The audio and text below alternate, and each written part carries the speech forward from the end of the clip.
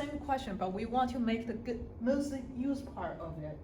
Since this question has provided us with a bunch of numbers, we're actually going to calculate this Q. So from video 1, we know it's going to be C, right? Okay, now I want to really calculate the Q reaction out of that. This is something I don't get a chance to do in the class, which is this is the real bump calorimeter. I know in the class, okay, this is what I do, this one. So if you see there is a chamber, there will be some metal. So let's see what you have. You are going to insert whatever you're going to do bump with. The sample will be inside, and you somehow just make the reaction happen. There will be water outside, which will take whatever heat that is released. So this is pretty much the real case that you're going to see them here.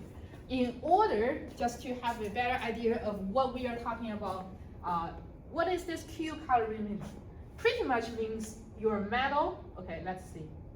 Your metal container, there's another metal container, okay, metal 1, metal 2.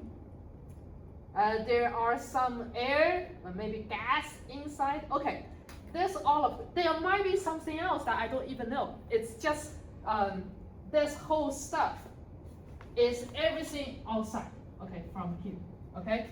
Everything outside, you will not be able just to tell, okay, can you weigh out how many metal I have, and calculate specific heats based on the metal and how much, it's almost impossible.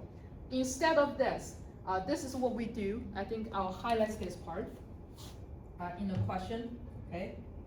The question says, the heat capacity, which this heat capacity will be capital C, okay, of the calorimeter, was determined in a previous experiment.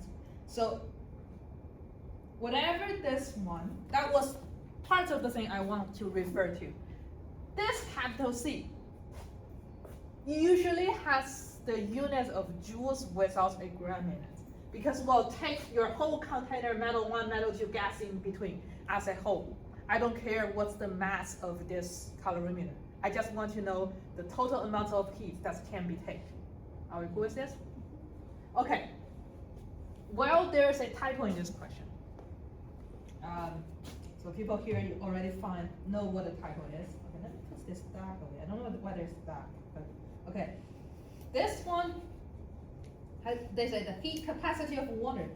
In my class, it's kind of wrong because of the units. Okay, it's not heat capacity, it's CP, specific heat.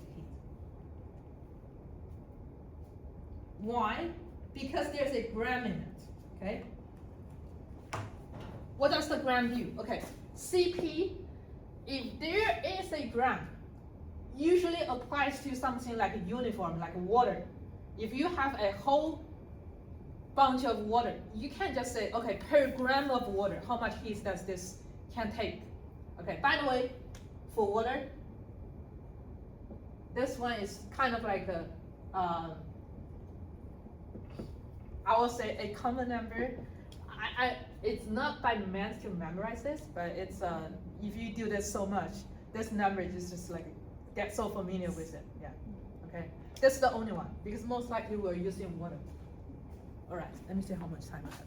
Okay, 3 minutes. Okay. Well, explain a little bit more. So CP is specific heat, which is different from this capital C, A55.7.